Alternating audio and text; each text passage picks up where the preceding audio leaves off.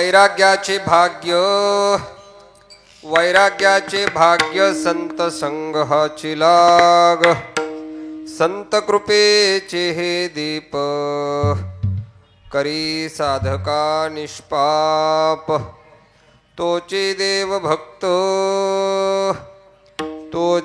देव भक्त भेदा भेद नाही जात संत कृपेचे हे दीप करी साधका निष्पाप तुका प्रेमे नाचे गाये तुका प्रेमे नाचे गाये गानियात विरोन जाये संत कृपेचे हे दीप करी साधका निष्पाप विठ्ठल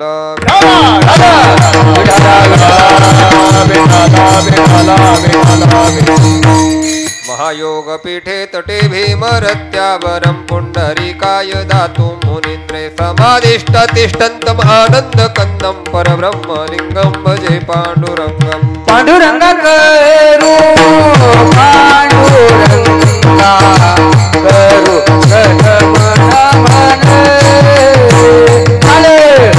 पांडुरंगा करू पांडुरंगा करू मन मन हे पांडुरंगा करू पांडुरंगा करू पांडुरंगा करू पांडुरंगा करू मन मन हे दुसरे चरण संताचिया दुसरे चरण संताची हे दुसरे चरण संताचिया दुसरे चरण संताची दुसरे चरण संताचिया दुसरे चरण संताची दुसरे चरण संताचिया दुसरे चरण संताची त्यांच्या कृपादाने त्यांच्या कृपादाने कथेचा विस्तारू त्यांच्या कृपादाने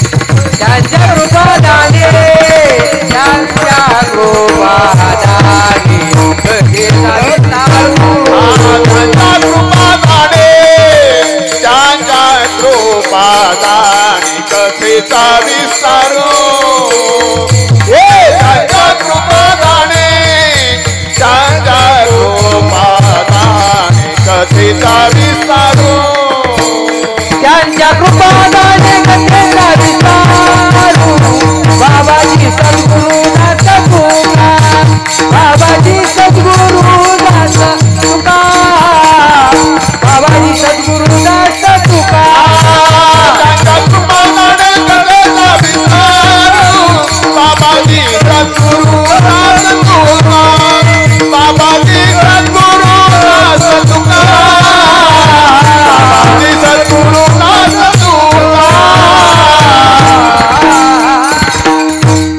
ओम नमो जनार्दना नाही अभव भव भावना न देखो निमितूपना नमन श्रीचरणा सद्गुरुराया आता बंधू एकदंता एकपणे तोची आता एकी दाविशी अनेकता परी एकात्मता न मोडे मनोजवं मारुत तुल्य वेगं जितेन्द्रियं बुद्धिमत्तां वरिष्ठं वात्तात्मजं वानरायुध मुख्यं श्रीरामदूतं शरणं प्रपद्ये रामाय रामभद्राय रामचंद्राय वेदसे रघुनाथाय नाथाय सीतायां पतये नमः सर्वमंगलमांगल्ये शिवे सर्वार्थसाधिके शरण्ये त्र्यंबके गौरी नारायणी नमस्तुते नारायणी नमस्तुते तुकाराम तुकाराम नाम घेता गाती तुकोबा समर्थ जेने केला जळी खरा सैता मया तारी लीला कैसा लाया तुकोबा समर्थ जेने केला पुंडर रामेश्वर भट्टा तुझा तुका विष्णुनाची तुझा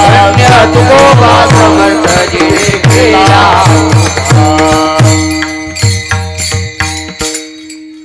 वैराग्याचे भाग्य वैराग्याचे भाग्य संत संग हाची लाग, संत कृपेचे हे दीप, करी साधका निष्पाप. प्रस्तुत प्रसंगी प्राप्तस्थळी कीर्तन रूपी सेवेकरिता घेतलेला अभंग देहूचे जगन्मान्य संत श्रीमंत जगद्गुरु तुकाराम महाराज यांचा 4 चरणाचा संतपर प्रकरणातील अभंग आहे. विठ्ठल विठ्ठल.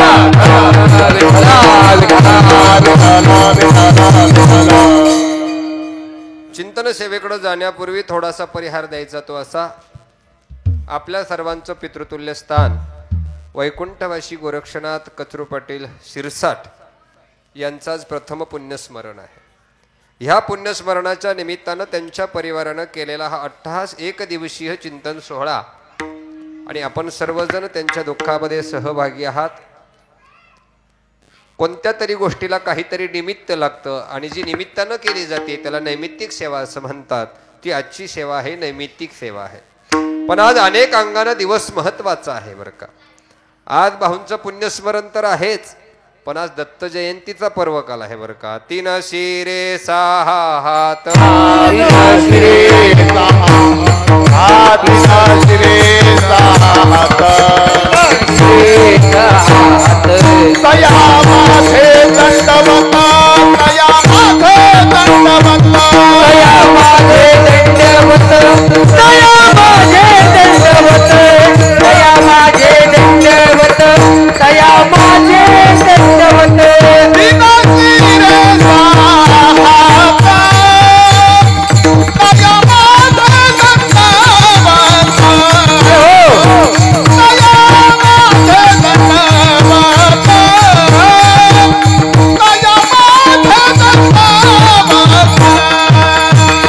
3 शिरे 6 हात, तया माथे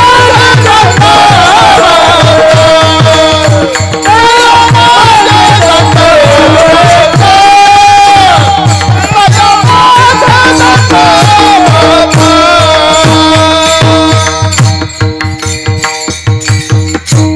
अनेक साधू संतांच्या पदस्पर्शानं पावन झालेली ही भूमी आहे. श्री क्षेत्र पांगरीमध्ये आपण ज्या ठिकाणी बसलेलो आहोत आपल्या जवळ आहेत श्री संत हरिबाबा. त्या हरिबाबांच्या छत्रछायेखाली कृपा प्रसादाखाली आपण सर्वजण या ठिकाणी बसलेला आहात. नाच त्यांच्याच कृपेनं त्यांच्याच प्रेरणेनं माता पित्यांच्या आशीर्वादानं हा पुण्यस्मरण सोहळा आहे बरं का. आणि हा पुण्यस्मरण सोहळा साजरा करत असताना दुःख तर आहेच, दुःख हे असणारच, कारण आपल्या प्रत्येकाचं पितृतुल्य स्थान गेलेलं आहे. कुणाचा भाऊ गेला, कुणाचे वडील गेले, कुणाचा मुलगा गेला. जन्माला आला त्याला प्रत्येकाला जायचं आहे, जाणार आहे, निश्चित आहे. दुःखही निश्चित आहे, पण ते दुःख तुम्ही आम्ही वाटून घेऊ शकत नाही. आपण फक्त सहानुभूती देऊ शकतो, समजावू शकतो, पण समानानुभूती आपल्या जवळ नसल्यामुळे ते दुःख मात्र आपण वाटून घेऊ शकत नाही. पण किमान त्यांच्या दुःखामध्ये सहभागी होऊन आणि भगवंतानं त्यांना ते दुःख पेलण्याची संधी द्यावी, शक्ती द्यावी, ताकद द्यावी, याच्याकरता आपण या ठिकाणी सद्भावना व्यक्त करूया. आणि उर्वरित वेळेमध्ये जी काही चिंतन सेवा तुमच्या समोर प्रसंगानं मांडणार आहे, तुम्ही सर्वांगाचे कान देऊन अगदी शांत चित्ताने, कथा कीर्तनाच्या काळी बडबड मात्र करायची नाही बरं का. महिला मंडळ प्रकर्षानं कथा कीर्तनात बडबड करायची नाही. आज आपण त्या परिवारानं एवढा अट्टहास केलेला आहे, एवढा खर्च केलेला आहे आपल्या सर्वांसाठी. अन्नदान आहे, नामदान ज्ञानदान आहे, पिंडदान आहे आणि सत्संग आहे. ह्या सत्संगातलं पुण्य त्या गेलेल्या पितराच्या दृष्टीनं त्यांच्या पितृलोकामध्ये हे पुण्य त्या ठिकाणी आपण समर्पित करून त्यांचं पुढील जे आयुष्य आहे किंवा पुढील जे काही प्रवास आहे तो सुखाचा हो, ही भगवंताच्या चरणी आपण प्रार्थना करणार आहोत. आज या कीर्तन सेवेच्या निमित्तानं उपस्थित माझे परमार्थश्री मार्गदर्शक हरिभक्तीपरायण नवनाथजी महाराज दिघे, हरिभक्तीपरायण सचिनजी महाराज मापारी वैजापूरकर, त्याचबरोबर माझे परममित्र परमस्नेही हरिभक्तीपरायण राहुल बाबा शिंदेजी मृदंगाचं सुंदर असं वादन या ठिकाणी करत आहेत. त्याचबरोबर आमच्या दादांची sound system Omkar sound and उत्कृष्ट अशी साऊंड सिस्टीम आहे. तुम्ही सर्व ग्रामस्थ, वारकरी, भजनी मंडळ, माळकरी असतील, हे बाल भागवत मंडळी, मेंढीवरून आलेली आपले विनेकरी बाबा, भालदार, चोपदार, सगळ्यांच्या चरणी विनम्र भावानं नतमस्तक होतो आणि चिंतन सेवेला सुरुवात करतो. मस्तक हे पायावरी मस्तक हे पायावरी वारकरी संताच्या या वारकरी संताच्या वारकरी संताच्या वारकरी संताच्या वारकरी संताच्या वारकरी मस्तक हे पायावरी वारकरी संताच्या वारकरी संताच्या वारकरी संताच्या मस्तक हे पायावरी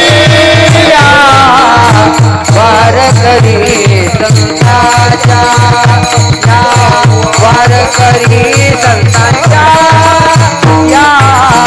वारकरी संताच्या. वैराग्याचे भाग्य संत संग हाची लाग. ज्यांनी ही सेवा माझ्याकडे गेल्या 1-2 महिन्यापूर्वी संपर्कातून ज्यांच्या माध्यमातून माझे इथपर्यंत येणं झालं असे माझे परमार्थ स्नेही परम मित्र नवनाथ भाऊ घुले गोरक्ष भाऊंचे साडू आहेत. त्यांनी ही सेवा माझ्यापर्यंत पोहोचवली. त्यांच्याही चरणी विनम्र भावानं अभिवादन करतो. विठ्ठल.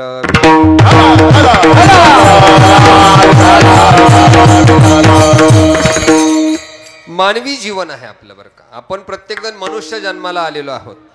प्रत्येकजण मनुष्य आहे, माणूस आहे. आता बऱ्याच जणांना माणूस नाही याची जाणीव नाही बरं का, त्याच्यामुळे ते कसंही वागतात. पण आपण प्रकर्षानं लक्षात घेतलं तर आपण मनुष्य जन्माला आलेलो आहोत. आपल्याला प्रत्येकाला काहीतरी मिळवायचंय, प्रत्येकाला कशाची तरी अपेक्षा आहे, प्रत्येकजण कशाच्या तरी मागे धावतो आहे, लोभाच्या पाठीमागे धावतो आहे. प्रत्येकाला अपेक्षा सुखाची आहे, पण पदरामध्ये मात्र काय पडतं? दुःख पडत असतं बरं का. आता बरेच जण म्हणतील कीर्तन आहे, कीर्तनातून आम्हाला विनोद ऐकायला मिळणार, आमचं मनोरंजन होणार. पण एक लक्षात ठेवा, कथा कीर्तनामध्ये मनोरंजन कधी करायचं नाही, कथा कीर्तनामध्ये विनोद कधी करायचा नाही. जेणे करुणी श्रीहरीची मूर्ती ठसावी अंतरी, ऐशी कीर्तन मर्यादा आहे संतांच्या घरची. निंदा अथवा स्तुती करावी देवाची, कीर्ती मानवाची वर्णू नये बरं का. लक्षात ठेवा. म्हणून कथा कीर्तनामध्ये विनोद कधी असला नाही पाहिजे. असावा तर मार्मिक असावा, पण कीर्तनातून अपेक्षा करत असताना कीर्तनकारानं सुद्धा जे काही संत परंपरेचं आहे, प्रासादिक आहे, अशा प्रकारचं समाजाला देण्याचं काम करावं, तर त्यानं कीर्तन करावं, अन्यथा कीर्तन करू नये. विठ्ठल.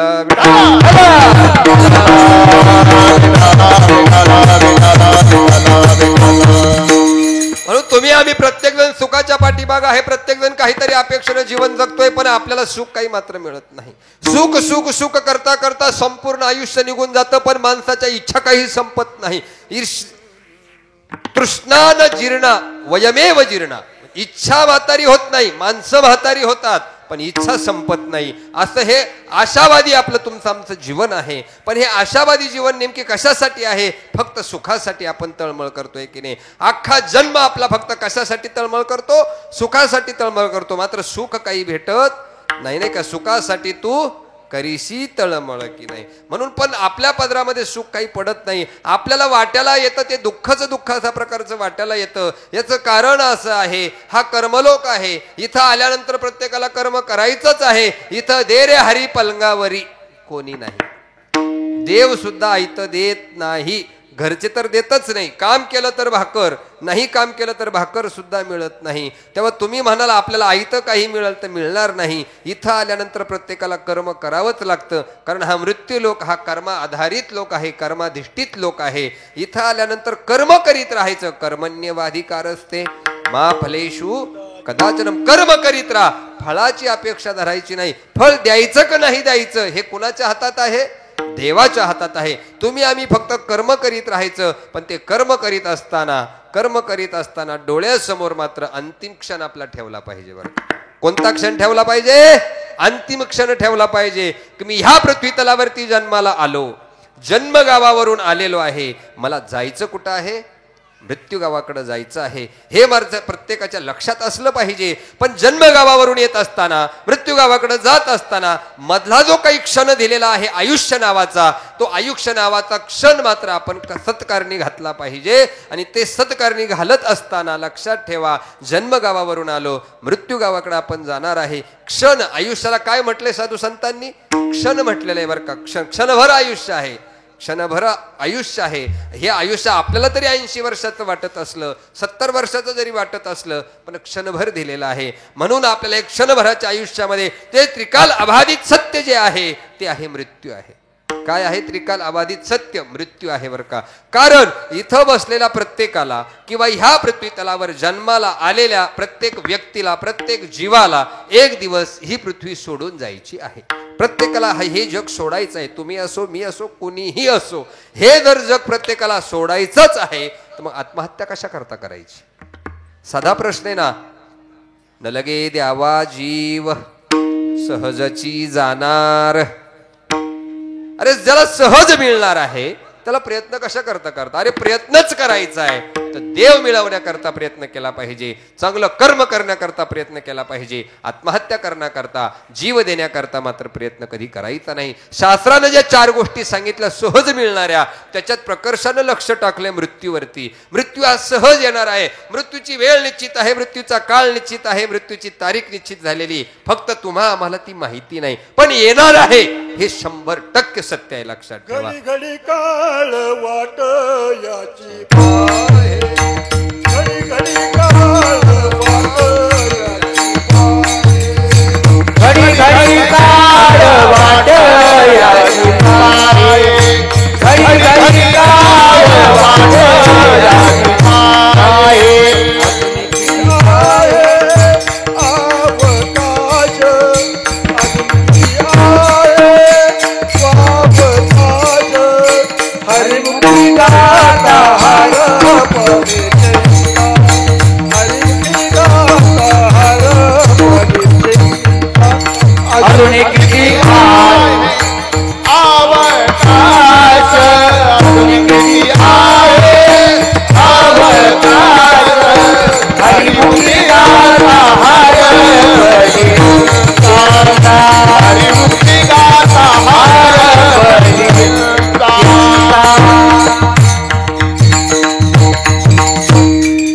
म्हणून प्रत्येकानं लक्षात ठेवलं पाहिजे, मरण हे त्रिकाल अबाधित सत्य आहे. तुम्हा आम्हाला प्रत्येकाला मरायचंच आहे. मरण नाही ह्या पृथ्वी तलावरती असा माणूस नाही. पण लक्षात ठेवा, मरायचं जर आहे तर जिवंतपणी लोकांचे बाण तरी कशा करता कोरायचे हो? जे जीवन आपल्याला देवानं दिलंय, थोडं क्षणभर दिलेलं आहे, मग ते आयुष्य कुठेतरी सत्कारणी खर्च करा ना. कुठेतरी चांगल्या कर्मामध्ये आपण ते घातलं पाहिजे.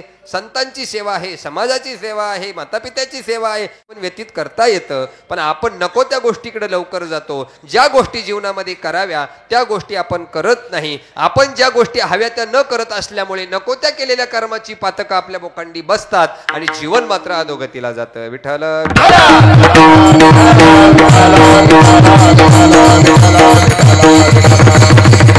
म्हणून जीवन जगत असताना लक्षात ठेवा, ज्याला सुंदर जीवन जगायचं आहे त्याने 4 गोष्टी जीवनामध्ये प्रकर्षानं पाळल्या पाहिजे. 4 गोष्टी जीवनामध्ये अशा काही आहेत का ज्या आपण आपल्या जीवनामध्ये अंगीकारायच्या. ज्या 4 गोष्टी आहेत त्याचं आपण काय करायचं? वर्ज करायच्या. 3 गोष्टी अंगीकारायच्या. 4 गोष्टी कोणत्या वर्ज करायच्या आणि 3 गोष्टी कोणत्या अंगीकारायच्या, जेणेकरून आपल्याला वैराग्य उत्पन्न झालं पाहिजे. आणि आपल्याला वैराग्य उत्पन्न झालं की संतांची भेटी झाल्याशिवाय राहत नाही. विठ्ठल विठ्ठल.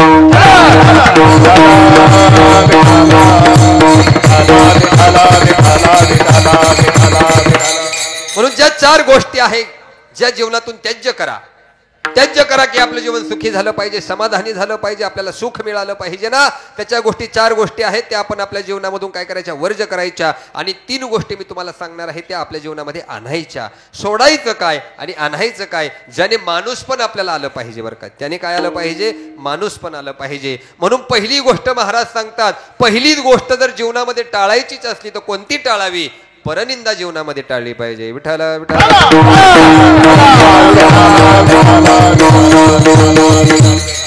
जीवनामध्ये परनिंदेसारखं पातक जगामध्ये दुसरं कोणतंच नाही. कोणतंच नाही.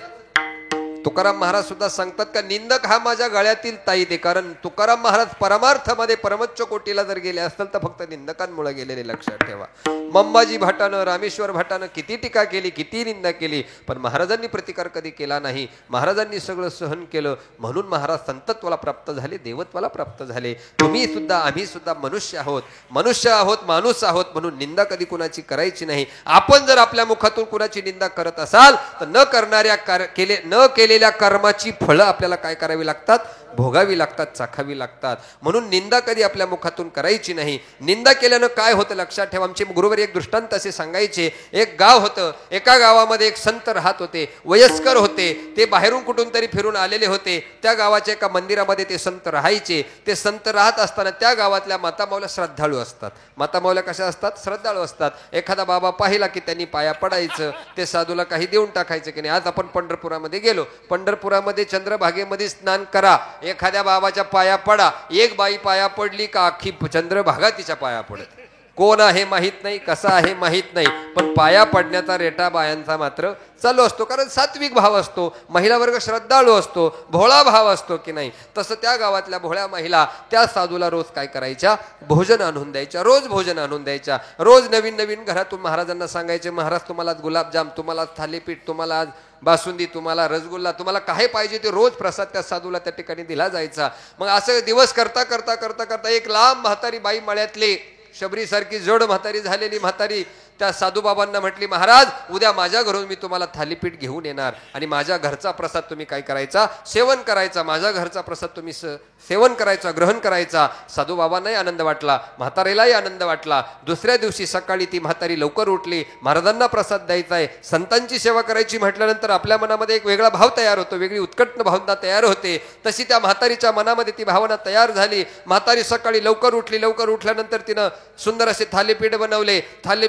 सकाळी सकाळी एका टोपल्यामध्ये ती थालीपीठाची जुडगी घेतली, तो पुडा घेतला, एका गाडग्यामध्ये दही घेतलं, आपल्या डोक्यावरती ते प्रसादाचं जे पात्र होतं ते आपल्या डोक्यावरती घेतलं, ते टोपलं आणि डोंगराच्या कडेकडेनं ती बाई काय करत होती, मंदिराकडं येत होती. मंदिराकडे येत असताना त्या डोंगरावरती एक गरुडराज राहत होते. गरुड माहिती नाही सगळ्यांना, गरुड राहत होते. आणि ते गरुडानं काय केलं, त्या दिवशी त्या गरुडाला एक नाग शिकार म्हणून सापडला होता. त्या गरुडाला तो शिकार म्हणून तो नाग सापडलेला होता. आणि तो गरुड त्या नागाला आपल्या पायामध्ये गुंडाळून काय करत होता, वरून जात होता. खालून म्हातारी जात होती, वरून गरुड जात असताना त्या गरुडानं अशी आवळली, त्या सापाला आवळी केली. आणि आवळी केल्याबरोबर त्या सापाच्या मुखातलं, त्या नागाच्या मुखातलं विष काय झालं, ते वरून म्हातारीच्या त्या थालीपीठाच्या दह्याच्या त्या अन्नामध्ये पडलं. पडल्यानंतर ती म्हातारी गावात आली. गावात आल्यानंतर मंदिरामध्ये गेली. मंदिरामध्ये त्या साधूला तो प्रसाद खाऊ घातला. साधूला प्रसाद खाऊ घातल्यानंतर साधू काय झाले, गतप्राण असे झाले. साधू गतप्राण झाल्यानंतर विचार करा, समाजामध्ये त्या गावामध्ये हाहाकार झाला. साधू गेले. आज म्हातारीनं प्रसाद आणला होता, म्हातारीनं थालीपीठ आणलं, म्हातारीनं दही आणलं, साधू गेले.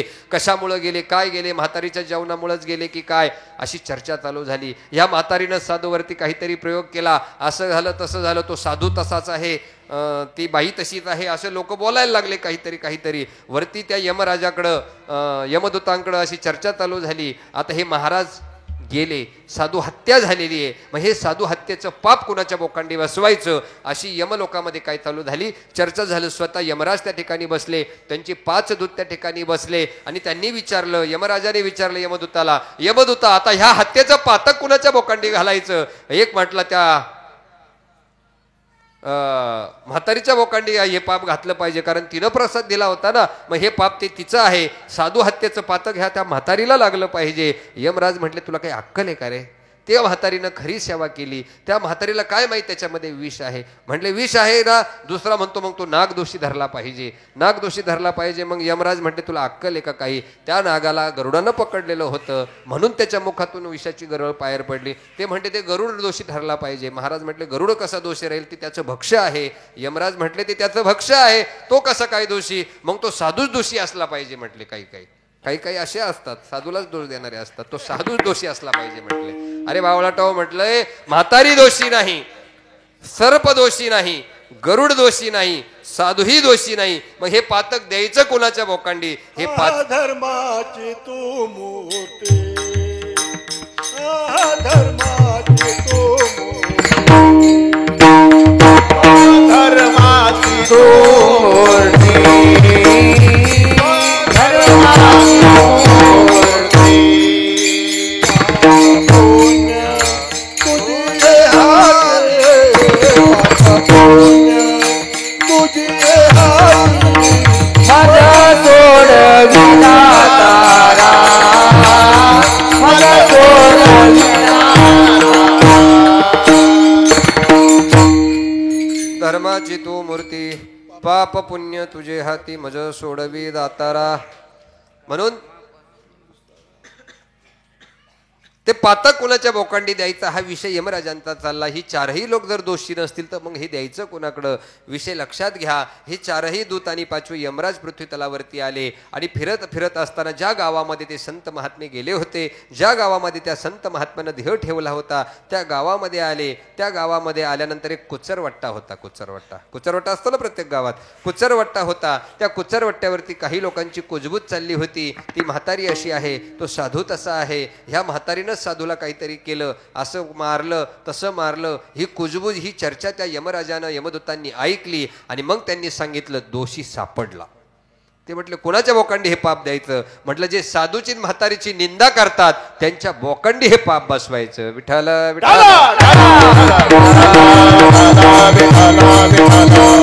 आता साधू मारण्याकरता काही समाजानं प्रयत्न केला होता का? अजिबात केला नव्हता. साधू मारण्याकरता समाजानं प्रयत्न केला नाही, पण न करणाऱ्या कर्माचीही फळं भोगावी लागली फक्त परनिंदेमुळे, बरं का. म्हणून सांगायचा भाग असा आहे की जीवनामध्ये जर जीवन धन्यता व्हावी असं वाटत असेल तर परनिंदा त्याज्य आहे. परनिंदा कधी कुणाची करायची नाही, चुकून करायची नाही. वारकऱ्याची तर चुकून करायची नाही, बरं का. हे गायक वादक विनेकरी मंडळी ना, यांना लोक टाळकुटे म्हणतात गावोगावात. काय म्हणतात? टाळकुटे. अरे ज्या वेळेला चंद्रभागेमध्ये संत नामदेव महाराजांचं कीर्तन चालू होतं, देव नाचला. नामदेव कीर्तन करी पुढे देव नाचे पांडुरंग, कधी म्हणे ज्ञान देवा, कधी म्हणे ज्ञान देवा. बोला भंग कीर्तनकारी पुढे देवनाचे पांडुरंग, पुढे देवनाचे पांडुरंग. कधी म्हणे ज्ञान देवा, कधी म्हणे ज्ञान देवा. बोला नामदेव कीर्तन करी पुढे देवनाचे पांडुरंगन, जनी म्हणे ज्ञानदेवा बोला अभंग. पण त्या कीर्तनात कोण उभं होतं माहिती का तुम्हाला? टाळ घेऊन सावता महाराज, जनाबाई, गोरोबा काका, ही त्यांची स्वरूप आहेत. ही काय आहेत? ही त्यांची स्वरूप आहेत. जे जे लोक कीर्तनामध्ये टाळ घेऊन उभे राहतात ही त्या देवाची स्वरूप असतात, ती टाळकुटी नसतात. विनेकरी बाबा आहेत, भालदार आहेत, चोपदार आहे, ही त्या भगवंताची स्वरूप आहेत. म्हणून त्यांची निंदा कधी करायची नाही. पखवादाची निंदा कधी करायची नाही. टाळाची निंदा कधी करायची नाही.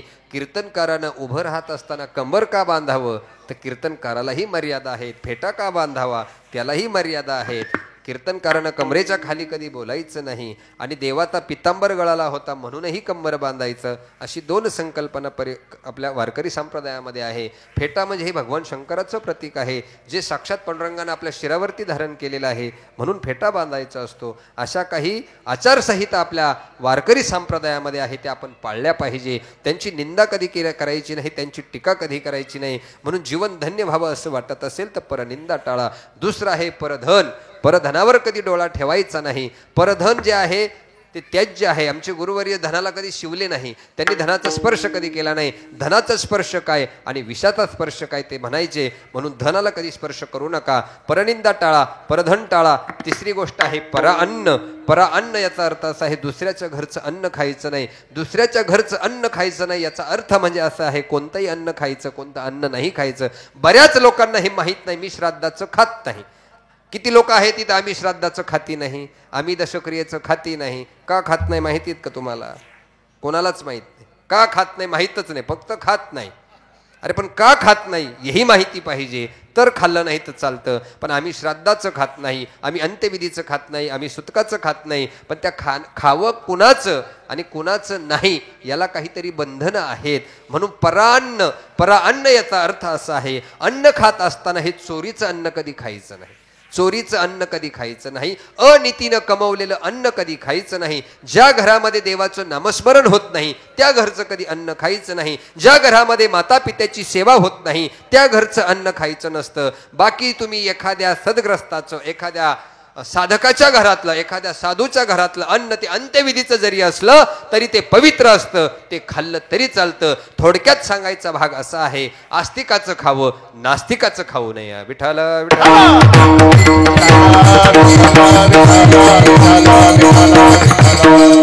म्हणून पवित्र असं अन्न आपण सेवन केलं पाहिजे. पवित्र ते अन्न हरी चिंतनी भोजन. आपल्या घरामध्ये ज्या वेळेला महिला मंडळ आपण ज्या वेळेला घरामध्ये स्वयंपाक करतो ना, स्वयंपाक करत असताना मनामध्ये एक भावना असली पाहिजे, मनामध्ये एक मंत्र असला पाहिजे, रामकृष्ण हरी रामकृष्ण हरी रामकृष्ण हरी रामकृष्ण हरी. त्या अन्नावरती ते मंत्र पडत असतात आणि तशी बुद्धी आपल्या परिवाराची होत असते. घरामध्ये अन्न बनवत असताना जसे विचार महिलेचे असतात तसे विचार त्या अन्नावरती पडतात आणि त्या अन्नाचे विचार त्या समोरच्या पुरुषाच्या किंवा त्या कुटुंबाच्या घरामध्ये जातात. तशी बुद्धी तयार होते. अन्नाच्या अंगामध्ये काय आहे? बुद्धी आहे, लक्षात ठेवा. म्हणून महिला मंडळानं स्वयंपाक करत असताना मनामध्ये अंतःकरणामध्ये शुद्ध भाव ठेवावा, भगवंताचं नामस्मरण करावं आणि स्वयंपाक झाल्यानंतर पहिला नैवेद्य आपल्या देवघरामध्ये दाखवावा आणि मग भोजन करावं. का भोजन करावं? लक्षात ठेवा. देवातल्या आपल्या घरातल्या देवाला नैवेद्य दाखवल्याने अन्नात फरक पडेल का? निश्चित पडेल. कारण त्या घरातल्या जी प्रतिमा आहे देवाची, त्या देवाची कृपादृष्टी त्या अन्नावरती पडत असते आणि ते अन्न पवित्र आणि प्रसादाच्या स्वरूपामध्ये रूपांतरित होतं आणि ते अन्न पवित्र होत असतं. म्हणून घरामध्ये रोज घरामध्ये नैवेद्य हा दाखवलाच पाहिजे, नैवेद्य दाखवला पाहिजे. दुसरी गोष्ट तुम्हाला सांगतो, स्वयंपाक झाल्यानंतर लई नका टाकू, पण एक थोडीशी भाकरी गाई करता. पूर्वी आपल्या जुन्या महिला मंडळ काय करायच्या? तव्यावरती छोटीशी भाकर करायच्या. भाकरी थापण्याच्या पूर्वी छोटीशी भाकर करायच्या आणि पहिली कुठं टाकायच्या? चुलीमध्ये टाकायच्या. ज्या अग्नीच्या जीवावरती आपण जीवन बनवतो, ज्या अग्नीच्या जीवावरती आपण जगतो, म्हणून जुना महिला मंडळ काय करायच्या? त्या अग्नीला स्वाहा करायच्या. अग्नीला सुद्धा नैवेद्य दिला पाहिजे, पाण्याला नैवेद्य दिला पाहिजे, जमिनीला नैवेद्य दिला पाहिजे, कुत्र्याला नैवेद्य दिला पाहिजे आणि गाईला नैवेद्य दिला पाहिजे. जीवनामध्ये एवढं नाही जमलं तर आई बापाला तरी किमान खाऊ घातलं पाहिजे. विठ्ठल विठ्ठल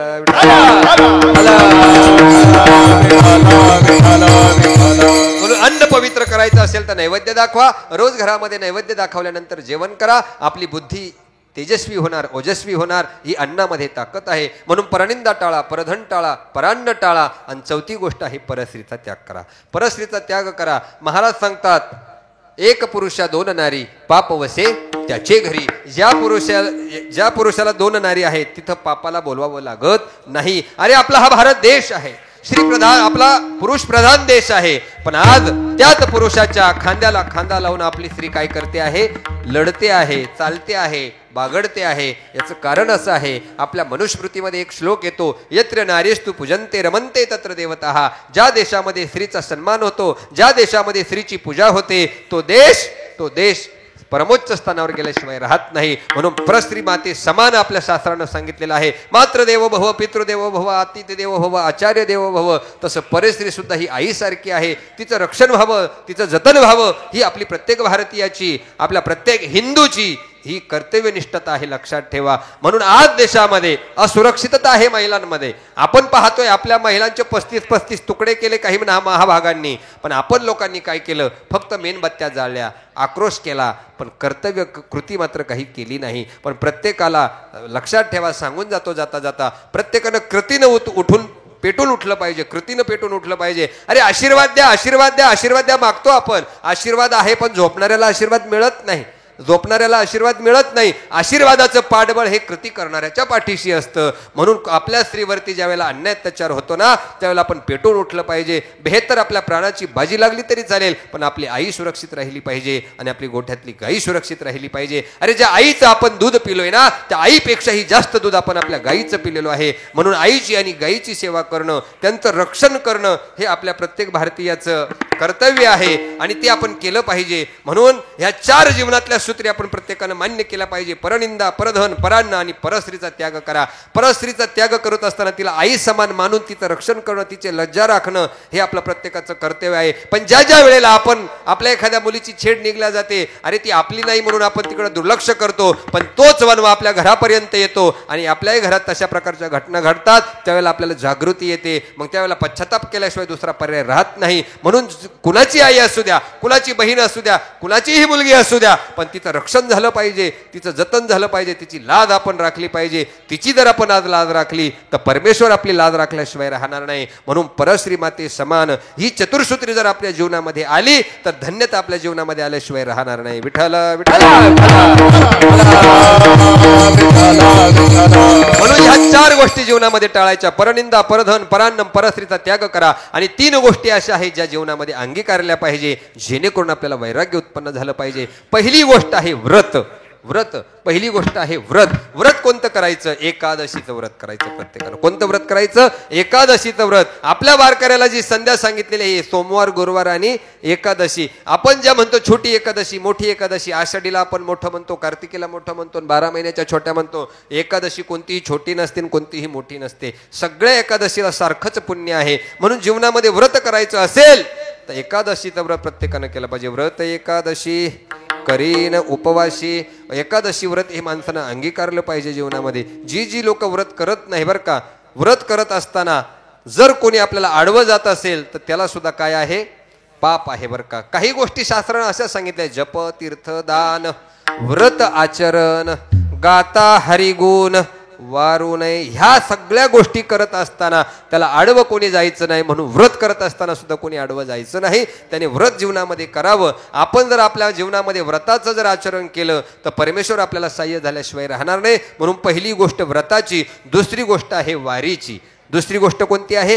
तशीच वारी करायची पंढरीची. आणि तिसरी गोष्ट आहे ज्ञानेश्वरीचं वाचन करायचं. वाचावी ज्ञानेश्वरी, वाचावी ज्ञानेश्वरी, वाचावी ज्ञानेश्वरी,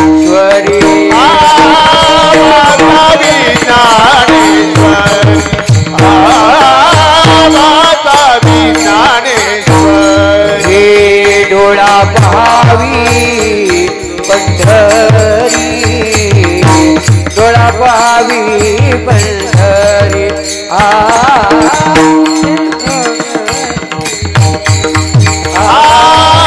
ज्ञान होया ज्ञानासी, ज्ञान होया ज्ञान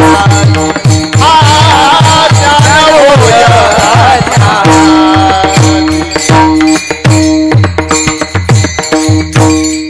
वाचावी ज्ञानेश्वरी, डोळा पहावी पंढरी. जीवनामध्ये जर वाचन काही करायचं असेल तर कथा कादंबऱ्या वाचू नका. जर आपल्याला वाचायचं असेल तर आपल्याला ज्ञानेश्वरी वाचावी लागेल, नाथांचं भागवत वाचावं लागेल, तुकोबरायांची गाथा वाचावी लागेल. एवढंच नाही तर माऊलींचा हरिपाठ तरी किमान जीवनामध्ये अंगीकारला पाहिजे. नाही हरिपाठ अंगीकारता आला, किमान हनुमान चालीसा तरी आपण रोज घरामध्ये घेतला पाहिजे बरं का. या हरिपाठानं, या हनुमान चालीसानं काय होतं? पवित्रची होय पवित्रची होय पवित्रची होय देह जाता पवित्रची हरिपाठाची मुखे करिताय पवित्रची होय पवित्रची होय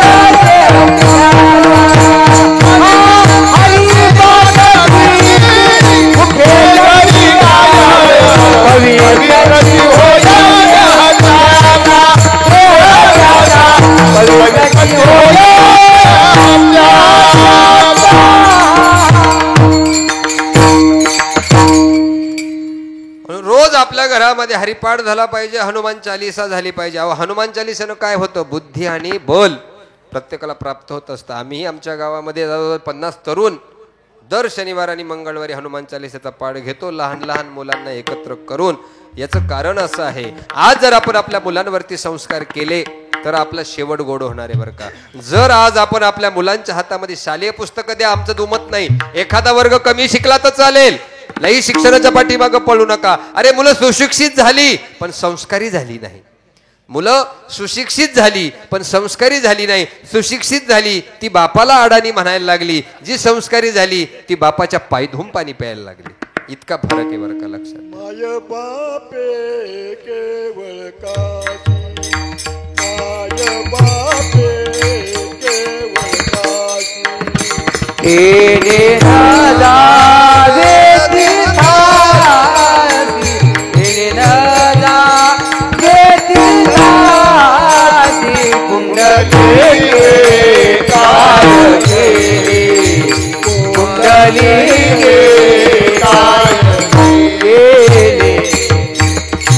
माय बापे केवळ काशी, तेने न जावे तीर्थाशी, पुंडलिके काय केले, परब्रह्म उभे केले. ज्या पांडुरंग परमात्म्याचं आपण पंढरीला जाऊन दर्शन घेतो, तो पांडुरंग परमात्मा जर कशाचं प्रतीक असेल तर ते माता पित्याच्या सेवेचं प्रतीक आहे. पुंडलिकानं जर माता पित्याची सेवा केली नसती तर तो पांडुरंग परमात्मा पंढरीमध्ये आलाच नसता. म्हणून आज आपण, मला सांगायचा भाग असा आहे, आपल्या मुलांना संस्कार लावणे फार काळाची गरज आहे. कारण जर आपल्याला आपला शेवट गोड व्हावा असं वाटत असेल तर आज त्यांना हनुमान चालिसा शिकवला पाहिजे, हरिपाठ शिकवला पाहिजे, त्यांना संतांची प्रासादिक वाणी शिकवली पाहिजे. एक वर्ग कमी शिकला तरी चालेल पण संस्काराच्या मागे बेहतर आपली मुलं राहिली नाही पाहिजे. महिला मंडळांना विनंती माझी, मुलींना गॅदरिंगमध्ये नाचवायचं बंद करा. नाही मुल्या नाचल्या तरी चालतील, मुली नाचवणं आपला धंदा नाहीये. आपण ज्या राज्यामध्ये राहतो हा छत्रपतींचा महाराष्ट्र आहे. अरे आपल्या ह्या देशामध्ये बायांना नाचवणारे अनेक राजे झालेत, बायांना नाचवणारे अनेक राजे झाले, पण बायांना वाचवणारा एकच राजा झाला, शिवछत्रपती. शिवछत्रपती त्या राज्यातली आपण माणसं आहोत. आपण मुलींना कधी नाचवायचं नाही, अजिबात नाचू नका ना मुली. मुलींना जर शिकवायचं असेल तर दांडपट्टा शिकवा, तलवार चालवायचं शिकवा. अरे ज्या मुलीकडे एखाद्याने वाकडीनं जर करून पाहिली ना तर त्या मुलीनं दोन त्याच्या थोबाडात वाजवल्या पाहिजे. ही शिकवण द्या मुलींना. आणि मुलींना सुद्धा विनंती आहे, आई बापाची मान खाली जाईल असं कधी वागायचं नाही. आणि मुलानं बापाला दुसऱ्याकडे हात कधी पसरावा लागेल असं वागायचं नाही. खरे संस्कार इथं आहे, लक्षात ठेवा. कथा कीर्तनामध्ये काय सांगावं हेच सांगितलं पाहिजे, हे रुजवलंही पाहिजे. म्हणून आपल्या मुलींना गॅदरिंगमध्ये, डान्स संस्कृतीमध्ये नेऊ नका, त्यांना मर्दानगी खेळ शिकवा. हा झाशीच्या राणीचा देश आहे, अहिल्याबाई होळकरांचा देश आहे, रमाईचा देश आहे, जिजाईचा देश आहे. आणि ह्या देशातल्या मुली आज ही सगळं विसरून नको त्याच्या पाठीमागं निघून जातात. मी तर सरकारला, असं माझं तर म्हणणं आहे, आपल्या सगळ्या लोकांनी सरकारला आवाहन केलं पाहिजे, हे जे आता काही प्रकरण आलंत ना, प्रेम प्रकरण वगैरे, ते लव्ह मॅरेजला बंदी आणली पाहिजे. अरे 20-20 वर्ष आई बाप मुलींना सांभाळतात आणि क्षणामध्ये ती मुलगी म्हणते मला आई बापापासून धोका आहे. लाज नाही वाटत? अरे ज्या बापाने तुला तळ हाताच्या फोडाप्रमाणे जगवलंय, तुला जन्म दिला, 20-20 वर्ष तुला सांभाळलंय आणि तू म्हणते आई बापापासून धोका आहे. 20 वर्ष तुला धोका वाटला नाही आणि तू एक कुठला तरी बहादर भेटला तुला धोका वाटला. हे कशामुळे झालंय? आपलं दुर्लक्ष झाल्यामुळे झाले. लक्षात, आपण झोपेत आहोत, आई वडील झोपेत आहे, आईला सगळं माहित असतं, बापाला सगळं माहित असतं, पण इज्जतीमुळे आपण सगळं झाकून ठेवतो. अजिबात झाकू नका, ठेचून काढलं पाहिजे अशा प्रवृत्तीला. अरे आपण संस्कार देशामध्ये आहोत. आणि आजकाल त्या मुलं काय करतात कॉलेजच्या परिसरामध्ये, आम्ही काल एक जण वाजवला तळेगावमध्ये. ह्या कारणामुळं आपल्या पालकांनी सुद्धा कॉलेजच्या आजूबाजूला लक्ष ठेवलं पाहिजे.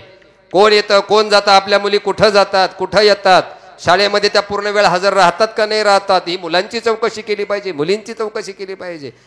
इथं आपण चुकतोय, माफ करा मी काही बोललो असेल, पण ही काळाची गरज आहे. आपण आपल्या मुलींना संस्कार लावले पाहिजे, आपल्या मुलांना संस्कार लावले पाहिजे. त्याच्याकरता संतवाणी ग्रंथ, संत पंथ हे फार महत्वाचं आहे. हे वाचलं पाहिजे, शास्त्र वाचलं पाहिजे. शास्त्र वाचण्याकरता शस्त्र हातात घ्यायची पाळी आली तरी चालेल, पण ते जतन करणं हे आपलं कर्तव्य आहे, हे विसरता कामा नये. विठाला विठाला.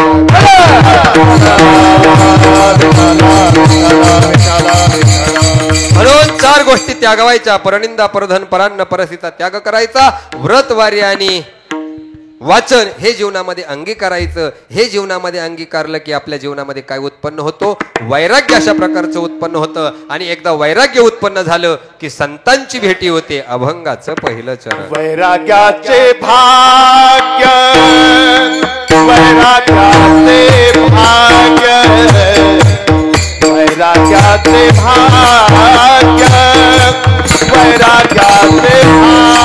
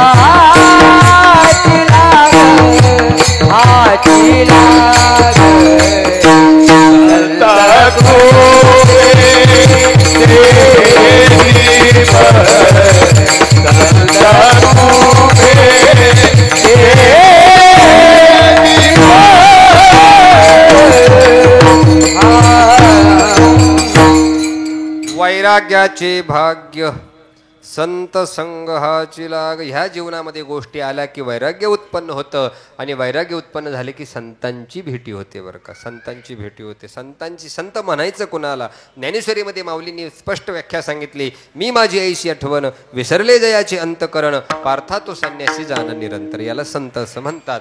म्हणून त्या संतांची भेटी आपल्या जीवनामध्ये व्हावी. त्या संतांची भेटी आपल्या जीवनामध्ये होण्याकरता आपल्यापाशी वैराग्य असलं पाहिजे, विरक्ती असली पाहिजे बरं का. आपल्यापाशी त्याग वैराग्य विरक्ती असेल तर आपल्याला संतांची भेटी होणार आहे. आणि जर आपण आपल्या जीवनामध्ये ह्या गोष्टी अंगीकारल्या नाही, मी ज्या 4 गोष्टी त्यागायच्या सांगितल्या आणि 4 गोष्टी आत्मसात करायच्या सांगितल्या त्या जीवनामध्ये आपण अंगीकारल्या पाहिजे, जेणेकरून वैराग्य त्यागी जीवनाचा स्वीकार करायचा. त्यागी जीवनाचा जो स्वीकार करतो देव त्याला सर्वस्व सुखाची प्राप्ती केल्याशिवाय दिल्याशिवाय राहत नाही. म्हणून त्यागी जीवन हे फार महत्त्वाचं आहे. आणि ते त्यागी जीवन जर कोणाचं राहत असेल तर ते फक्त संतांचं असतं बरं का.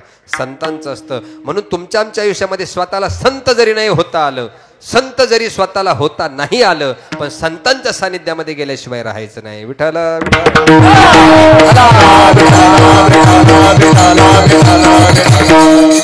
किमान संतांची सेवा तरी घडली पाहिजे. मज दास करी त्यांचा संत दासांच्या दासांचा. आपल्याला संत होता नाही आलं, संतांचा दासही नाही होता आलं, पण किमान जे संतांची सेवा करतात त्यांची तरी सेवा करावी किमान बरं का. त्यांची तरी किमान सेवा केली पाहिजे. पण त्यांची निंदा करायची नाही. संताची तर निंदाच करू नये. संत निंदा ज्याचे घरी घर नाही ते यमपुरी बरं का. म्हणून संतांची निंदा कधी करायची नाही. आपल्या जीवनामध्ये संतांची प्राप्ती करायची. संतांकडून आपल्याला हवं ते घ्यायचं. फक्त घेत असताना लौकिक घेऊ नका, भौतिक घेऊ नका. अलौकिक मिळवण्याचा प्रयत्न करावा. क्षणिक न घेता आत्मिक सुखाचा आनंद घेण्याचा प्रयत्न करावा. ते संतांच्या सानिध्यामध्ये आपल्याला मिळतं. त्याच्याकरता संत हे जीवनामध्ये काय असले पाहिजे? सद्गुरू असले पाहिजे. जे सद्गुरू आज आपल्याला जयंती कोणाची आहे? आज दत्तप्रभूंची जयंती की नाही? दत्तप्रभूंची जयंती आहे. पण भागवतामध्ये यदू अवधूत नावाचा संवाद आलेला आहे. कोणता संवाद आला? यदू आणि अवधूताचा संवाद. भगवंताने उद्धवाला तो संवाद सांगितलेला आहे. यदू अवधूताचा संवाद. त्या यदू आणि अवधूताच्या संवादामध्ये प्रभू दत्तात्रयांनी जे 24 गुरु केले त्याचं वर्णन आलेलं आहे. त्यामध्ये नाथबाबा लिहितात, जयाचा जो जो घेतला मी गुण तो तो गुरु केला मी जाण. ज्याचा जो जो गुण मी घेतला तो तो गुरु मी काय केला? जाण केला. तो तो मी गुरु केला. म्हणजे ज्यांच्याकडून गुण घेतला तो तो गुरु केलाच, पण ज्याला पाहून मी माझ्या जीवनातली दोषही टाळले त्यालाही मी माझ्या जीवनामध्ये काय केलेलं आहे? गुरु केलेला आहे. असे 24 प्रकारचे गुरु भगवान दत्तात्रयांनी केले. आपल्याला एक संताला गुरु करणं काय अवघड आहे? केला पाहिजे ना गुरु? केला पाहिजे. प्रभू दत्तात्रयांनी बघा ना, तुम्ही पृथ्वीला गुरु केलं, पृथ्वीला गुरु केलं, आकाशाला गुरु केलं, सागराला गुरु केलं, पिंगला नावाच्या वेश्येला सुद्धा गुरु केलं, लहान बालकाला गुरु केलं, भाता बनवणाऱ्या माणसाला गुरु केलं, हत्तीला गुरु केलं. ह्या जगातली अशी कोणती गोष्ट आहे? पतंग नावाचा, कबूतर, कपोत, असे 24 प्रकारचे गुरु. पण त्यांच्याकडून गुण घेतला बरं का. गुण घेतला. भाता करणारा माणूस भाता करत आहे म्हणजे बाणाचा जे आहे की नाही ते टोक घासण्याचं काम करतोय. त्याच्या समोरून एक राजाची यात्रा जाते, पण तो भाता करणारा तो माणूस त्या यात्रेकडे डोंकूनही पाहत नाही. इथं एकाग्रता नावाचा गुण प्रभू दत्तात्रयांनी घेतला. म्हणून त्या भाता करणाऱ्या माणसाला त्या याला गुरु केलं दत्तात्रयांनी. का? त्याच्याकडून गुण घेतला ना. पृथ्वीकडून सहनशीलता, क्षमा नावाचा गुण पृथ्वीकडून घेतला. आकाशाकडून विस्तीर्ण अशा प्रकारचं हृदय माणसाचं असलं पाहिजे अशा प्रकारचं गुण घेतला. पाण्याला गुरु केलं. पाण्याला का गुरु केलं? पाण्याने समानता. पाण्याकडे काय आहे? समानता आहे. पाणी तहान भागवताना गाढवाची भागवतंय का माणसाची भागवतंय हे पाहत नाही. पिणाऱ्याची प्रत्येकाची तहान भागवतंय. पाण्याकडून गुण घेतला. हत्ती, मदमस्त झालेला हत्ती कामलालसेने एका खड्ड्यामध्ये पडतो आणि विनाशाला जातो. माणसाने कामासक्ती टाळली पाहिजे म्हणून त्या हत्तीकून तो गुण घेतला. पिंगल नावाची वेश्या रात्रभर कुठल्या तरी व्यक्तीची अपेक्षा करत रात्रभर बसली, पण व्यक्ती कुणी आला नाही, विरक्तीत निर्माण झाली. हा गुण त्यांनी त्या वेश्येकडून घेतला. म्हणजे जयाचा जो जो घेतला मी गुण तो तो गुरु केला मी जाण. तुम्ही आम्ही सुद्धा संतांना गुरु केलं पाहिजे आणि आपल्या जीवनामध्ये वैराग्याला आणलं पाहिजे. वैराग्याचे भाग्य संत संघाची लाग. वैराग्य किती प्रकारचं आहे त्याच्याशी आपल्याला काही करायचं नाही. वैराग्य 3 प्रकारचं. स्मशान वैराग्य, मैथुन वैराग्य, हे असे 3 प्रकार सांगतात वैराग्याचे. आपण आपल्याला तिकडे जायचं नाही. साधं सिंपल सरळ अर्थ आहे का परनिंदा टाळायची, परधन टाळायचं, परान्न टाळायचं आणि परश्री टाळायची, की हेच आपलं वैराग्य. व्रतवारी आणि वाचन हे एकदा केलं की जीवनात वैराग्य तयार होतं आणि संत आपल्याला भेटतात आणि ते संत आपल्याला भेटले, संतांचा लाग आपल्याला झाला का त्यांची कृपा ऑटोमॅटिक आपल्याला प्राप्त होते. अभंगाचं संत कृपेचे दीप, संत कृपेचे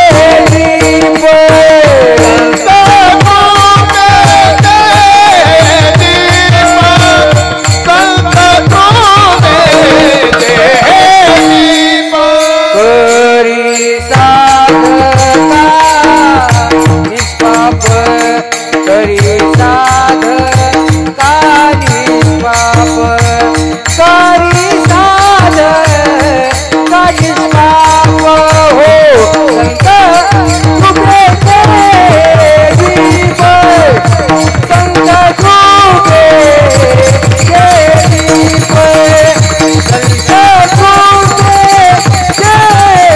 दीप, संत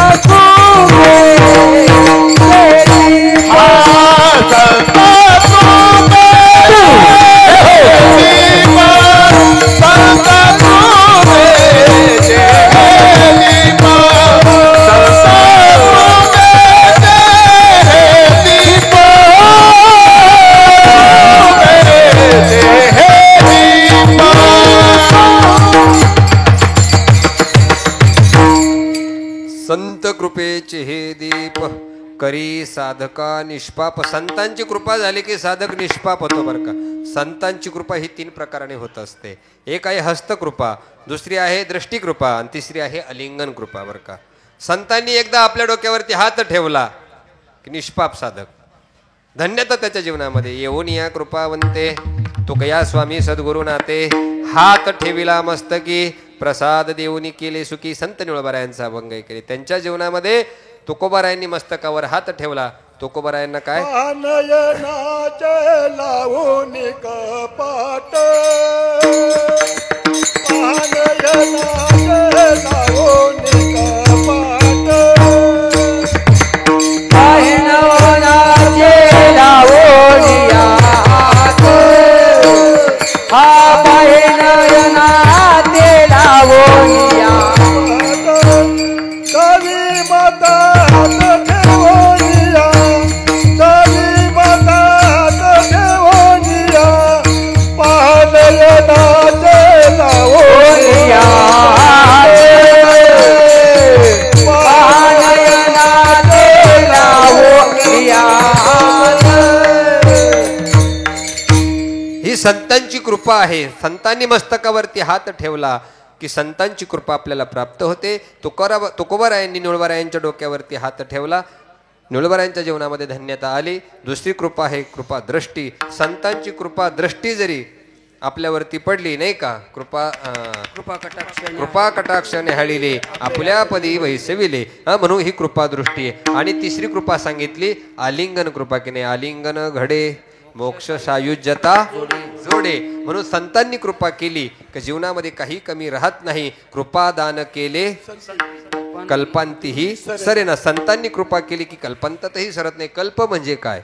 कल्प म्हणजे काय लक्षात ठेवा. 4 युग, 4 युगाचे 4,32,000 वर्ष.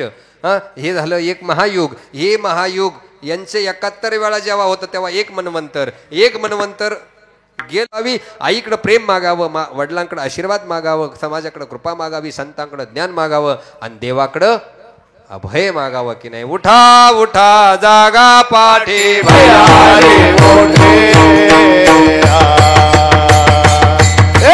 पंढरी वासोनी तुझा ठावणाई कोठे, पंढरी वासोनी तुझा ठावणाई कोठे, उठा जागा भजी भयारी मोठी, पंढरी वासोनी तुझा ठावणाई कोठे, पंढरी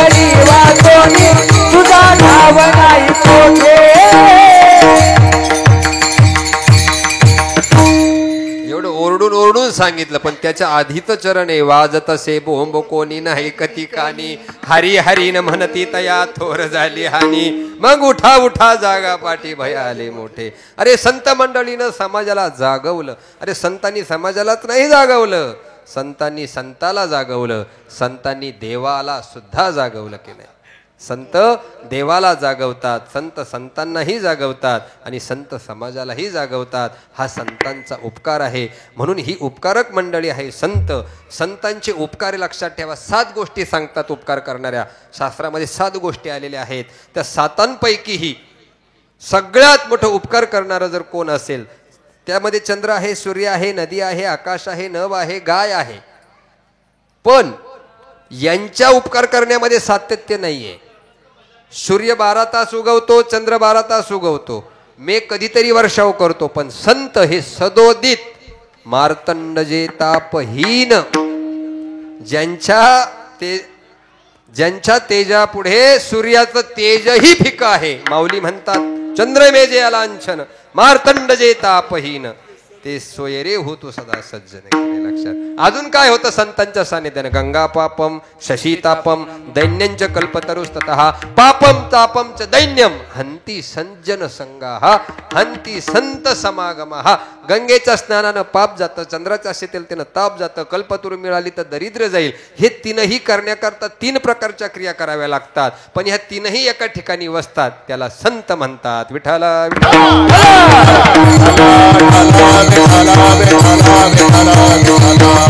म्हणून जीवनामध्ये संतांची कृपा प्राप्त करावी. संतांची कृपा प्राप्त झाली की जीवनात काहीच कमी नाही. लक्षात ठेवा. आता बघा ना, सगळ्या संतांनीच कृपा केली. 23 तारखेला, मागच्या 20 तारखेला केलं. अख्खा भारतामध्ये संतांनीच कृपा केली सगळी. वारकऱ्याची ताकद आहे. लक्षात ठेवा. वारकऱ्यानं कधी स्वतःला कमी समजत नाही. वारकरी याचा अर्थ आहे षडविकारावर ज्याने वार केला किंवा अन्यायावर ज्याने वार केला त्याला वारकरी म्हणतात. तेव्हा अन्याय कधी सहन करायचा नाही. अन्याय सहन करणारा हा अन्याय करणाऱ्यापेक्षा जादा दोषी असतो. आणि म्हणून अन्याय कशावर होतोय? स्वतःवर नाही, आपल्या धर्मावर अन्याय होतोय. लक्षात ठेवा. ज्या धर्मामध्ये आपण जन्माला आलो, स्वधर्म निधनम श्रेय परधर्म भयावह, गीतेचं वाक्य आहे. तुम्ही जर स्वतःचा धर्म जपला नाही तर दुसरा धर्म वोकंडी बसल. आणि आज समाजामध्ये अवस्था अशी आहे की आपल्याला आपल्यापासूनच धोका आहे, समाजापासून नाही धोका. आपल्याला आपल्यापासून धोका आहे. आपलीच लोक म्हणतात कसले आली गीता, कसला आलाय भागवत, कसले आले संत, कसला आलाय देव. आहे देव तर दाखवा. तो काय बाजाराचा भाजीपाला आहे काय?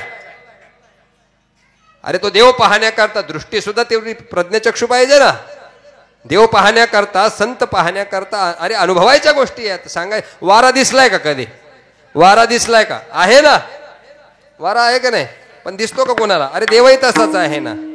अग्नीमध्ये चटका बसतोय, हात घातल्याशिवाय कळेल का? नाही, हात घातल्याशिवाय कळेल का? नाही कळणार. म्हणून हात घातल्याशिवाय अग्नी कळत नाही, तसं संत अनुभवल्याशिवाय कळत नाही.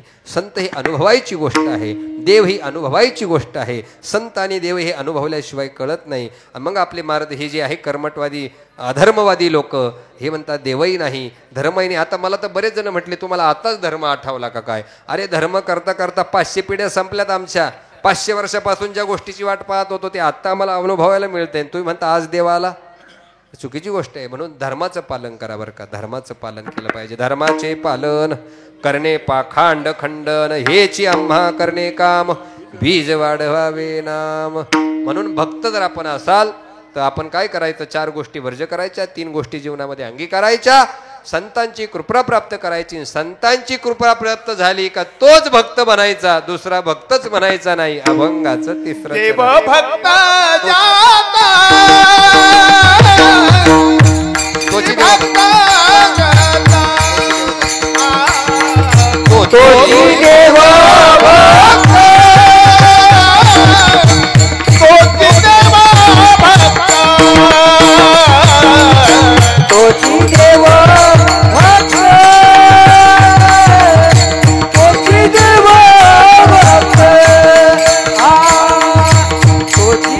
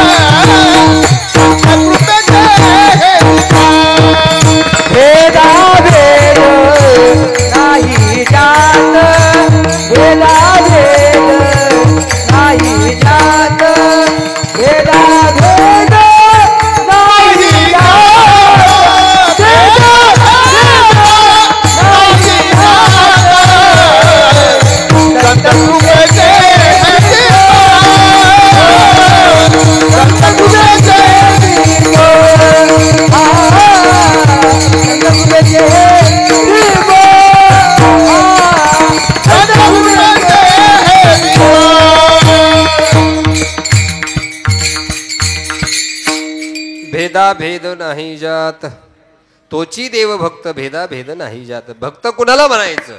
ज्याच्या ठिकाणी भेद राहत नाही बरं का. भेद विरहित. भेदाचे खूप प्रकार आहेत. शास्त्रामध्ये 13 प्रकार सांगितलेत भेदाचे, पण आपल्याला एवढ्याची काही गरज नाही.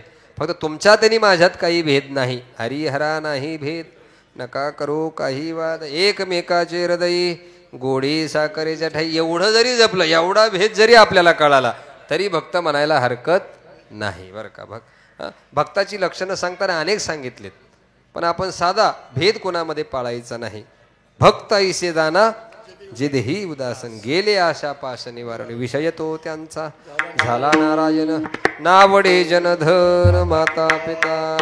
भेद टाळायचा, भेद कोणामध्ये ठेवायचा नाही. आपण भेद नाही ठेवला की आपण भक्तत्वाला, दास्यत्वाला सिद्ध होतो, पात्र होतो बरं का. कारण आपण याचे त्याचे दास नाहीये. आपण कोणाचे दास आहेत?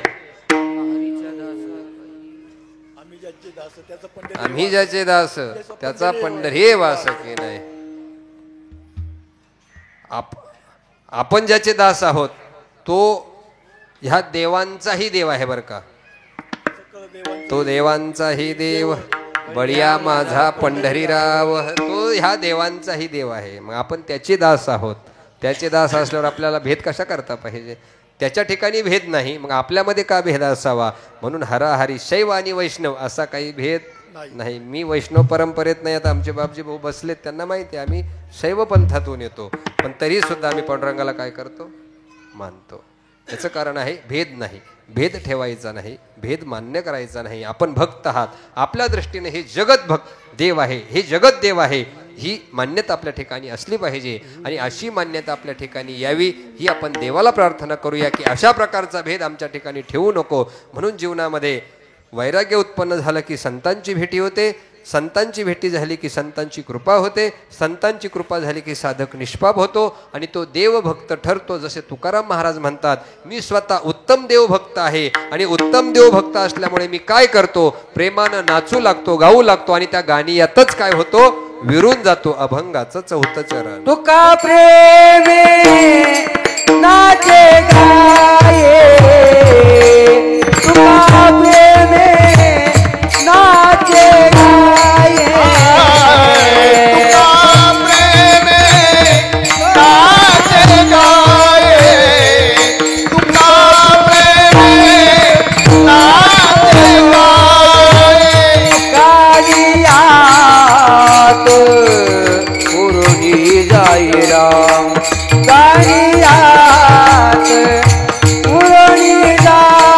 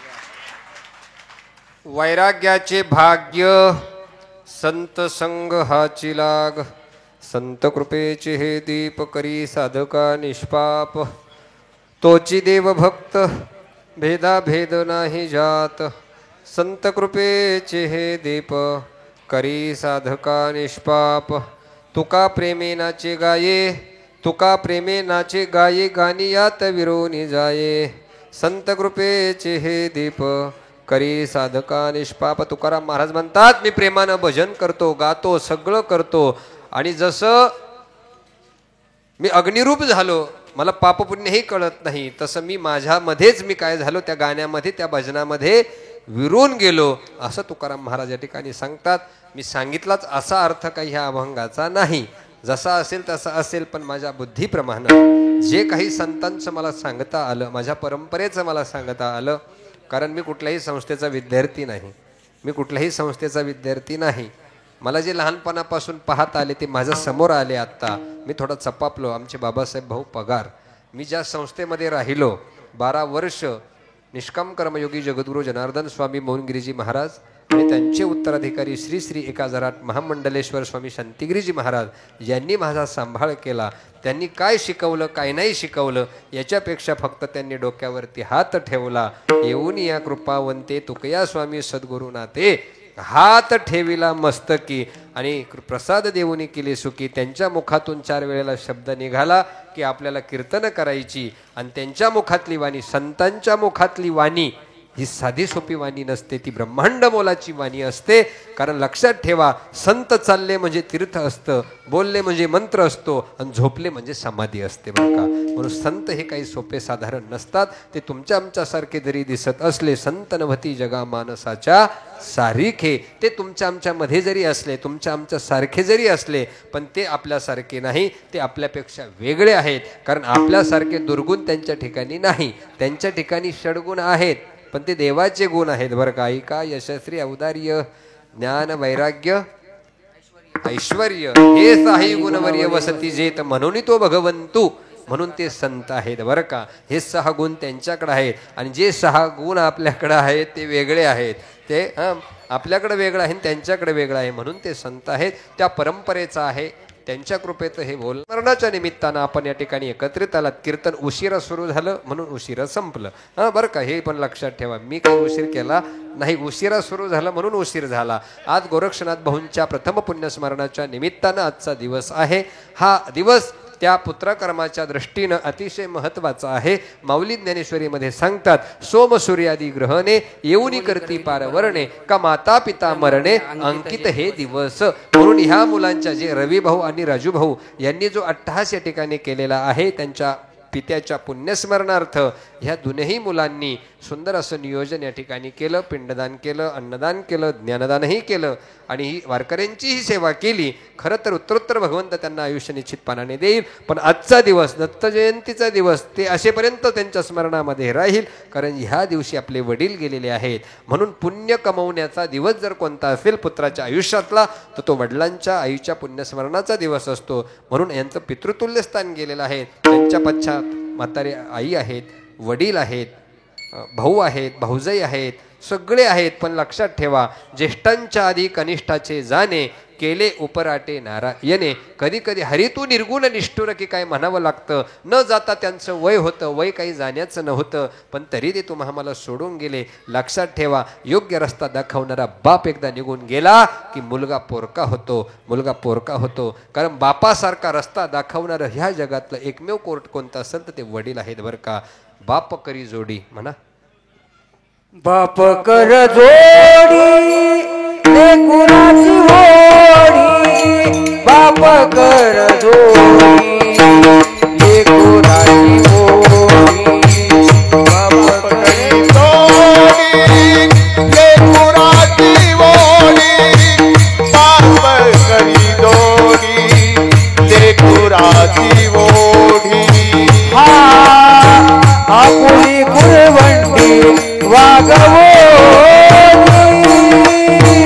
आपुली कुरवंडी वागवोनी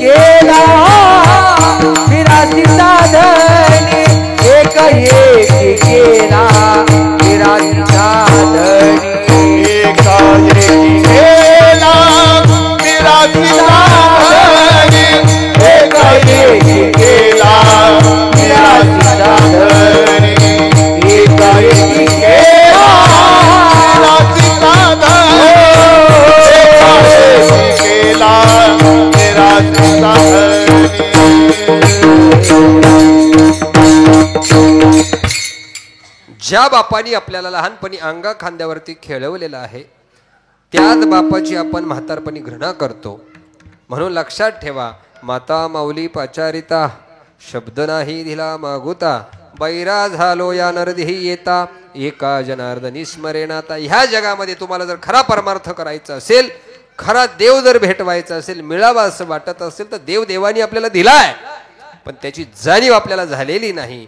जे जिथे जागते आईवडील आपल्या घरामध्ये आहेत त्यांना त्रास देऊन जर आपण पंढरीची वारी करत असाल तर तुमचा परमार्थ माती झाल्याशिवाय राहणार नाही. संतांनी केलेली शेती पोथी झाली, आपण केलेला परमार्थ माती झाल्याशिवाय राहणार नाही. याचं कारण सांगतो, कुठेही जाऊ नका. अरे तीर्थी धोंडा पाणी देव रोकडा सज्जनी. आणि आपल्या दृष्टीनं सज्जन जर कोण असतील तर आपले माता पिता आहेत.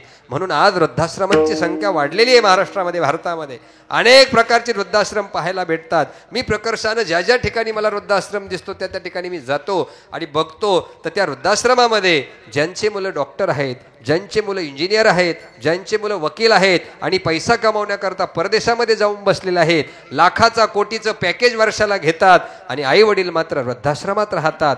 शोकांतिका आहे भारतामध्ये, लक्षात ठेवा. ही शोकांतिका आहे. हे आपल्याला बंद करायचंय, याच्याकरता काय करायचं? आई वडिलांची सेवा करायची. आई बापाला काही लागत नाही. फक्त त्यांना एकच अपेक्षा असते, एक टाइम भोजनाची आणि 2 शब्द प्रेमाच्या बोलाची. आपल्या मुलांनी घरून जाताना फक्त येऊ का विचारावं आणि घरामध्ये आल्यानंतर फक्त बरं आहे का एवढं विचारावं. तुम्ही जेवले का एवढं जरी आपण आपल्या आईला बापाला विचारलं ना तर 10 वर्षाचं आयुष्य त्यांचं वाढल्याशिवाय राहत नाही आणि ते सुख समाधानानं आपल्याला आशीर्वाद देतात. तुका म्हणे पितृ आशीर्वाद देती हित ते चिंतिती तया कुळा. जर त्या आई वडिलांना अशा काळामध्ये आपल्याला शाप दिला, लक्षात ठेवा बरं का, शाप दिला तर तुम्ही कुठे जा, तुमचा पितृदोष कुठंच जाणार नाही. लक्षात ठेवा, कुठंच जाणार नाही. तुम्ही त्रिपिंडी करा, नारायणाग बली करा, त्रिस्थली करा, 4 धाम करा, सप्तपुऱ्या करा, पितृदोष जात नाही. तो पितृदोष न लागण्याकरता काय करावं तर जिवंतपणी माता पित्याची सेवा करावी. त्यांच्या बोलामध्ये बोल. आई आणि वडिलाशी कधी अबोला धरू नये, कधी अबोला धरायचा नाही. लक्षात ठेवा, ऋण वैर हत्या हे कधी फिटत नाही आणि हे आई वडिलांचं ऋण आहे. आपल्यावरती मी अगोदरही सांगितलं, तुम्हाला 7 लोकांनी उपकार केले, पण सगळ्यात जास्त उपकार जर कोणाचे असतील तर माता पित्याचे उपकार आहेत. आणि सगळे तीर्थ जर कुठं असतील तर ते माता पित्याच्या चरणावरती असतात. कुठेही जाऊ नका, वारीला जाऊ नका. मी उलट सांगतो थोडं, कुठेही वारीला जाऊ नका, तीर्थाला जाऊ नका आणि 4 धामालाही जाऊ नका. आई बापाची नीट सांभाळ करा. लक्षात ठेवा, धार्मिक ग्रस्ताची व्याख्या आली भागवतामध्ये, त्याच्यामध्ये धार्मिक व्यक्ती म्हणायचं कुणाला? माता पिता गुरु श्री संतान शरणांगत अतिथी अभ्यंगत आणि अग्नी यांची सेवा करणाऱ्या धार्मिक ग्रस्त असं म्हणतात बरं का. आणि एवढ्यांची जो सेवा करतो त्याने कुठं जायचं, तीर्थाला जायचं नाही. आणि बाबाजी आमचे सांगायचे, नाम आहे ज्याचे पाशी जेथे बसेल तेथेच काशी. आई वडिलांची सेवा करा आणि नामस्मरण करा. जीवनामध्ये दुसरा परमार्थ नाही. लय गंध लावणे, लय माळी घालणे, लय देव पाजळणे सोडून द्या. हा परमार्थ तुमचा सगळा खोटा आहे, खोटा परमार्थ आहे. 10व्याचं खात नाही, 10 क्रियाचं खात नाही, याचं पाहत नाही, त्याचं काही नाही, काहीच नाही. फक्त अंतकरणातला भाव शुद्ध पाहिजे. जर अंतकरणातला भाव शुद्ध असेल तर देव त्याच्या क्षणोक्षणाला सांभाळत असतो. लक्षात ठेवा, निज भक्ताची आवडी सांभाळी त्या घडी घडी, राखोनिया भुकतान करी त्याचा बहुमान, वस्त्रभूषणे पुरवी चिंता त्याची वाय हरी. अरे त्याची चिंता वाहणारा तो परमात्मा पांडुरंग आहे. म्हणून फक्त माता पित्याची सेवा करावी, त्यांचा अबोला कधी धरू नये. आता पित्याशी अबोला धरून जर ते आई वडील जीव सोडून गेले, त्यांनी दिलेला शाप आहे, मग पितृदोष लागतो. मग त्या घरामध्ये काय कलह निर्माण होतो, मुलांची लग्न होत नाहीत, सुख शांती राहत नाही आणि पैसा थांबत नाही. हे सगळं थांबण्याकरता आई वडील खुश पाहिजे. ते खुश, अख्खी दुनिया खुश. आणि ते नाराज, तुमची अख्खी दुनिया नाराज राहते. लक्षात ठेवा. म्हणून माता पित्याच्या सेवेचं कर्तव्य, भावनाओं से कर्तव्य श्रेष्ठ होत आहे. बायकोची भावना आहे, तुम्ही आई वडिलाला सांभाळू नका, पण आपलं कर्तव्य आहे का आई वडिलाला सांभाळलं पाहिजे. म्हणून भावनेपेक्षा कर्तव्य श्रेष्ठ आहे. आणि कर्तव्य श्रेष्ठ म्हणून केलेला परमार्थ हा कधीही भगवंतापर्यंत जात असतो. म्हणून जाता जाता एकच सांगेल, मुलांना संस्कार मी अगोदरही सांगितलं, आई वडिलांची सेवा, पितृकर्म हे आणि आपलं धर्मशास्त्र जपणं ही आपली गरज आहे. लक्षात ठेवा, ही आपली गरज आहे. आज आपल्या धर्माला आपल्यापासून धोका आहे, मी अगोदरही सांगून गेलो. म्हणून आपण सर्वांनी गेल्या 2 तासापासून अतिशय शांत चित्ताने ही सेवा ग्रहण केली. परीक्षितीसारखे तुम्ही श्रोते आहात, माझ्यासारख्या पामराला ही सेवा दिली. माऊलीनं जसा रेडा बोलवला तसं बाबाजींच्या कृपेनं हा रेडा या ठिकाणी बोलतो आहे. आजच्या कीर्तन सेवेला उपस्थित सर्व संत मंडळी, विविध क्षेत्रातील मान्यवर आहेत.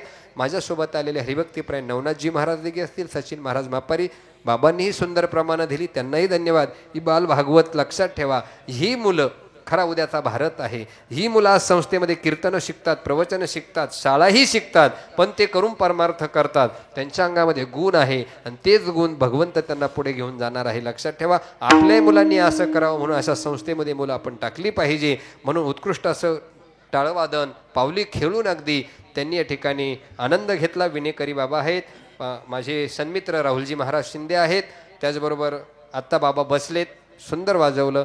उत्कृष्ट अशी साऊंड सिस्टीम, त्यांच्याही चरणारविंद. मी गायकाला त्रास देत नाही, वादकाला त्रास देत नाही आणि सिस्टीमलाही त्रास देत नाही. याचं कारण ह्या तिन्हीतलंही मला काही येत नाही बरं का, म्हणून मी यांना त्रास देत नाही. असो, आपण सर्वांनी गेल्या 2 तासापासून ही सेवा ग्रहण केली. ह्या परिवाराकरता, ह्या कुटुंबाकरता ज्यांनी माझ्याकडे ही सेवा दिली, आमचे नवनाथ भाऊ घुले, त्यांना या ठिकाणी धन्यवाद. त्यांनी अगदी विचारपूर्वक ही सेवा माझ्याकडे दिली, त्यांनाही धन्यवाद. आणि ह्या परिवाराकरता, ह्या कुटुंबाकरता देवाकडे एकच मागणं मागेल, अकल्पायुष्य व्हावे तया कुळा, माझी ह्या सकळा हरीची आदासा, कल्पनेची बाधा नवो कोणे काळी, ही संत मंडळी सुखी असो.